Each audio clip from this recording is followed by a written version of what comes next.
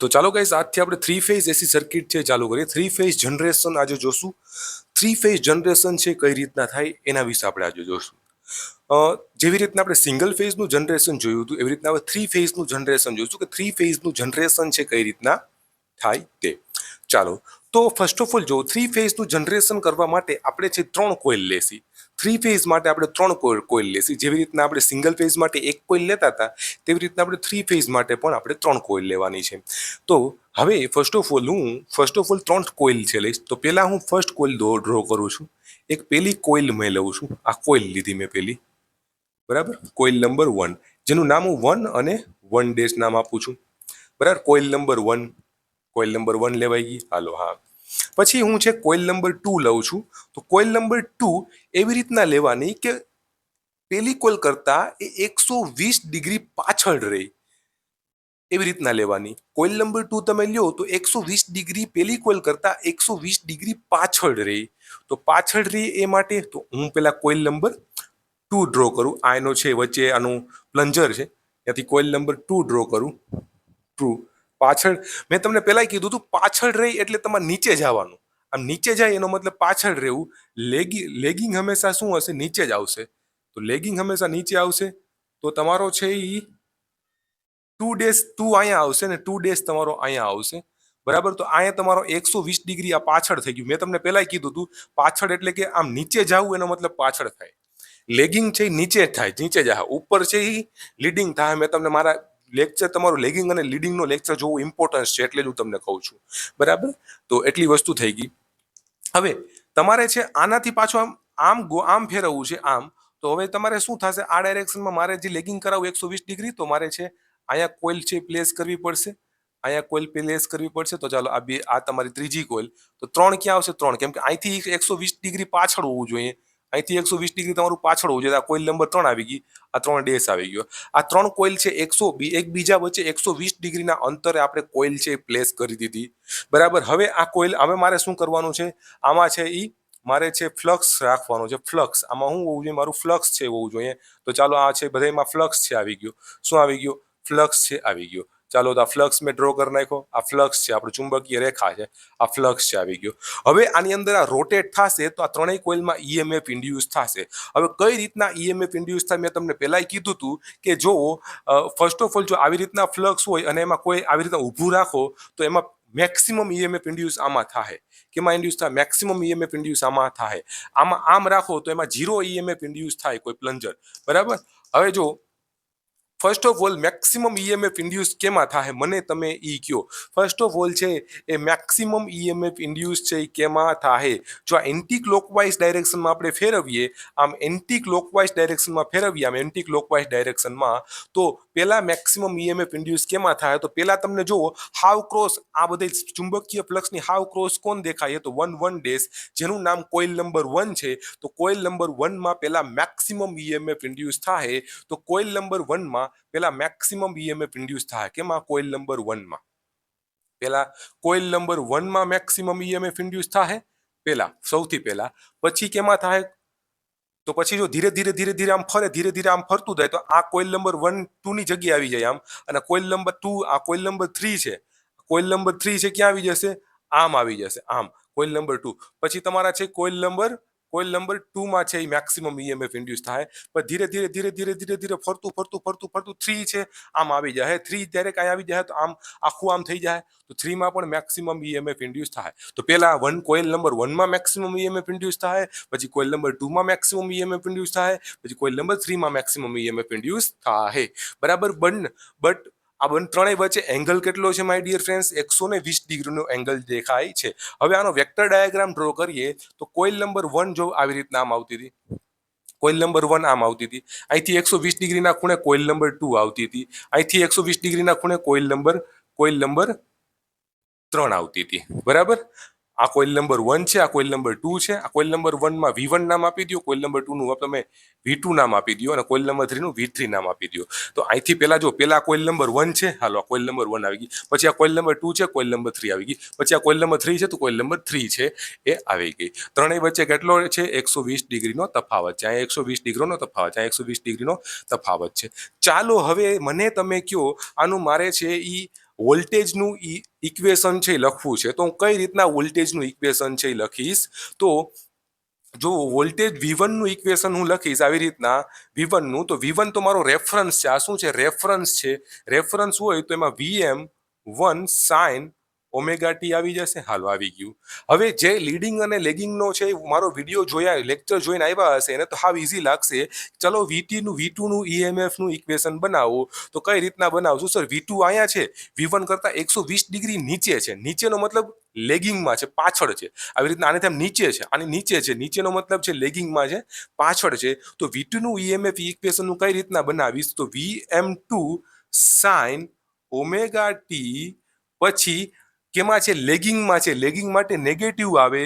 Negative આવે તો negative કેટલા ડિગ્રી નેગેટિવ છે? તો 120 ડિગ્રી નેગેટિવમાં છે. રેડી? Complete guys. આ થઈ ગયું આપણું V2. V3 નું તમારે જોતું હોય તો V3 નું તમારે જોતું હોય તો 120 પ્લસ 120 કેટલા થાય? 240 ડિગ્રી થાય. તો તમારું અહીંથી કેટલા ડિગ્રી પાછળ છે? 240 ડિગ્રી. તો Vm3 sin omega T minus 240 degree છે થાય છે. અધરવાઇઝ તમે એમે લખી શકો V3 ને. અધરવાઇઝ તમે કઈ રીતના લખી શકો? આમે લખી શકો કે અહીંથી V1 થી તમે ઉપર લઈ જાઓ. V1 થી ઉપર લઈ જાઓ. આ રેફરન્સ તમે અહીંથી આમે લીધો હતો, આ રેફરન્સ તમે અહીંથી આમ લીધો હતો. હવે અહીંથી આમ લેવો હોય તો V3 ને બીજા ઓરમાં કઈ રીતના લખી શકાય? V3 ને તમે લખી શકશો કઈ રીતના કે અહીંથી છે ને મારો ઉપર જાઓ. ઉપરમાં શું થાય? લીડિંગ થાય. તો Vm3 sin omega T plus કેટલા ડિગ્રી? 120 ડિગ્રી મારું લીડિંગમાં છે. કેમ કે તમે આમ ઉપરથી જોયો એટલે. જો નીચેથી જોવો ત્રણેય તો આ ઇક્વેશન સાચું પડે, અને ઉપરથી જોવો તો આ ઇક્વેશન તમારું સાચું પડશે. રેડી? ડન. તો 3 ફેઝ વોલ્ટેજ આવી રીતના જનરેટ થાય. બરાબર? ત્રણેય વચ્ચે 120 ડિગ્રીનો તફાવત હશે 3 ફેઝ વોલ્ટેજમાં. એનો મતલબ શું થયો કે તમે જો 3 ફેઝ સિસ્ટમ જોવો છો તો એના ત્રણેય વોલ્ટેજ જે હોય છે, લાઇન વોલ્ટેજ, એની ત્રણેય વચ્ચે શું હોય છે? 120 ડિગ્રીનો તફાવત હોય છે. જો કદાચ ને તમને કોઈ MCQ પૂછાઈ જાય કે ભાઈ ત્રણેય ફેઝ વચ્ચે કેટલા ડિગ્રીનો વોલ્ટેજનો તફાવત હોય છે, તો તેનો આન્સર છે 120 ડિગ્રીનો તફાવત હોય છે. શું કામ હોય છે? કેમ કે આપણા જનરેટરની અંદરમાં ત્રણેય કોઇલ એવી રીતના સેટ કરવામાં આવી છે કે ત્રણેય કોઇલ વચ્ચે 120 ડિગ્રીનો તફાવત હોય છે. એટલા માટે આપણા લાઇન વોલ્ટેજમાં પણ 120 ડિગ્રીનો તફાવત હોય છે. બરાબર? એટલે આ તમને ખબર પડી ગઈ જનરેટર. હવે ફેઝ સિક્વન્સ છે શું હોય છે? ફેઝ સિક્વન્સ તમને કહે ને કે ભાઈ ફેઝ સિક્વન્સ સપોઝ છે આ તમારો આર છે, આર કોઇલ હતી, આર કોઇલ હતી, આ વાય કોઇલ હતી, અને આ તમારી બી કોઇલ હતી. બરાબર? એમ નામ આપી દો. તો અહીંયા તમે છે નામ શું આપી શકશો? તમારા બી, આ તમારી આર કોઇલ થઈ જશે, આ તમારી છે વાય કોઇલ થઈ જશે, અને આ તમારી બી કોઇલ છે થઈ જશે. એનો મતલબ શું થયો? આર વાય સિક્વન્સનો મતલબ શું થયો? ફેઝ સિક્વન્સ જો અહીંયા હું તમને ભણાવું, ફેઝ સિક્વન્સ કેને કહેવામાં આવે? આ તમારું છે આર થઈ જશે, આ તમારો વાય થઈ જશે, આ તમારો છે બી થઈ જશે, અને આ તમારું બી થઈ જશે. કેમ કે આપણે બીજું ઇક્વેશન જોયું હતું ને એટલે. બરાબર? તો આર વાય બી સિક્વન્સનું જો આપણે કઈ રીતના જોઈએ તો ભાઈ આર વાય બી સિક્વન્સમાં કે તમારું જનરેટર છે ને એન્ટી ક્લોકવાઇઝ દિશામાં ફરે છે. એન્ટી ક્લોકવાઇઝ દિશામાં એટલે કે આર વાય બી નું ફેઝ સિક્વન્સનો મતલબ થયું શું થયો કે પહેલા આર ફેઝનો વોલ્ટેજ મેક્સિમમ થયો, પછી બી ફેઝનો વોલ્ટેજ મેક્સિમમ થયો, પછી વાય ફેઝનો જો પહેલા આર ફેઝનો વોલ્ટેજ મેક્સિમમ થયો, પેલા આર ફેઝનો વોલ્ટેજ મેક્સિમમ થયો, પછી વાય ફેઝનો વોલ્ટેજ મેક્સિમમ થયો, પછી બી ફેઝનો વોલ્ટેજ મેક્સિમમ થયો. એનો મતલબ કે તમારું જનરેટર છે ને એન્ટી ક્લોકવાઇઝ ડાયરેક્શનમાં ફરે છે. પેલા તમારો છે ઈ પેલી કોઇલનો વોલ્ટેજ મેક્સિમમ થાય, પછી બીજી કોઇલનો વોલ્ટેજ મેક્સિમમ થાય, પછી ત્રીજી કોઇલનો મેક્સિમમ થાય. જો તમારી ફેઝ સિક્વન્સ આવી હોય આર બી વાય હોય તો એનો મતલબ શું થયો કે એનો મતલબ એમ થયો કે પેલા આર કોઇલનો ફેઝનો મેક્સિમમ થયો, પછી બી કોઇલમાં મેક્સિમમ થાય, પછી વાય કોઇલમાં મેક્સિમમ થાય. તો મને આમાં તમે જોઈન કહો કે કેનો છે કે કઈ કોઇલનો છે વોલ્ટેજ મેક્સિમમ થાય છે? પેલા આમ તમે ફેરવો તો કઈ કોઇલનો વોલ્ટેજ મેક્સિમમ થાય છે? પેલી 1 કોઇલનો મેક્સિમમ વોલ્ટેજ થાય છે? હા, થાય છે. પછી કોઇલ નંબર 2 નો મેક્સિમમ થશે? હા, થશે. પછી કોઇલ નંબર 3 નો મેક્સિમમ થશે. ડેશ વાળું નથી જોવાનું, ખાલી ડેશ વગરનું જોવાનું છે. હવે તમે આમ ફેરવો તો શું થશે? આમ ફેરવો તો પછી પેલા કોઇલ 1 નો મેક્સિમમ થશે, કોઇલ 3 નો મેક્સિમમ થશે. જો બી આવી ગઈ, જો બી નો મેક્સિમમ થશે, પછી કોઇલ 2 નો મેક્સિમમ થાય. એનો મતલબ શું છે કે ભાઈ આર વાય બી સિક્વન્સ જે હોય છે, બરાબર, જ્યારે તમને આર વાય બી સિક્વન્સ દે છે એનો મતલબ કે જનરેટર તમારું એન્ટી ક્લોકવાઇઝ ડાયરેક્શનમાં ફરે છે. જો તમારી સિક્વન્સ જો આર બી વાય હોય એનો મતલબ છે તમારું જનરેટર ક્લોકવાઇઝ ડાયરેક્શનમાં ફરે છે. હવે તમને એવો સવાલ પૂછે કે R Y B phase sequence છે તો એમાં સૌથી પહેલા વોલ્ટેજ મેક્સિમમ કેનો થાય તો તમે કહેશો આર ફેઝનો. આર વાય બી સિક્વન્સ છે તો સૌથી બીજા નંબરમાં મેક્સિમમ વોલ્ટેજ કેમાં થશે તો વાય ફેઝમાં થશે, પછી બી ફેઝમાં થશે. પછી આવી સિક્વન્સ આપેલી હોય બરાબર. આ છે તમારી કઈ સિક્વન્સ છે? ક્લોકવાઇઝ ડાયરેક્શનની સિક્વન્સ છે. આ તમારી એન્ટી ક્લોકવાઇઝ ડાયરેક્શનની સિક્વન્સ છે. તો બેઝિકલી ફેઝ સિક્વન્સ શું હોય છે કે ભાઈ જનરેટરની અંદર જે તમારી કોઇલ છે કઈ રીતના રોટેટ થાય છે, મતલબ એન્ટી ક્લોકવાઇઝ ડાયરેક્શનમાં કે ભાઈ ક્લોકવાઇઝ ડાયરેક્શનમાં. રેડી? એટલી વસ્તુ. તો એ બધા ફેઝ સિક્વન્સ તમને મેં કીધી કે ભાઈ કેમાં પહેલા વોલ્ટેજ મેક્સિમમ થાય એ ફેઝ સિક્વન્સ ઉપરથી આપણને ખબર પડી જાય. તમને આવી ફેઝ સિક્વન્સ આપેલી હોય તો પહેલા આર ફેઝમાં મેક્સિમમ થાય, પછી વાય ફેઝમાં મેક્સિમમ થાય છે, બી ફેઝમાં મેક્સિમમ થાય છે. તો આપણે આ છે થ્રી ફેઝમાં કઈ રીતના ઈએમએફનું જનરેશન થાય એ આપણે જોયું હતું. કઈ રીતના કોઇલ છે એ સેટ કરે છે, 120 ડિગ્રીના ખૂણે છે કોઇલ છે એ સેટ કરે છે. કઈ રીતના ઈએમએફના ઇક્વેશન છે આવે છે. ઈએમએફના ઇક્વેશનમાં ના ખબર પડે તો તમારે ફર્સ્ટ ઓફ ઓલ આપણું લીડિંગ અને લેગિંગનો વિડીયો જોવો પડશે. એ વિડીયો જોઈને તમે અહીંયા આવશો તો તમને બહુ મજા આવશે બરાબર. પછી અહીંથી તમને આ વેક્ટર ડાયાગ્રામ આના ઉપરથી ડ્રો કર્યો કે ભાઈ 120 ડિગ્રીના ત્રણેય ખૂણાએ કોઇલ આપણે પ્લેસ કરી. જો એવો ક્વેશ્ચન આવી જાય ત્રણેય કોઇલ કેટલા ડિગ્રીએ પ્લેસ કરવામાં આવે છે તો 120 ડિગ્રીના ખૂણે છે પ્લેસ કરવામાં આવે છે. રેડી?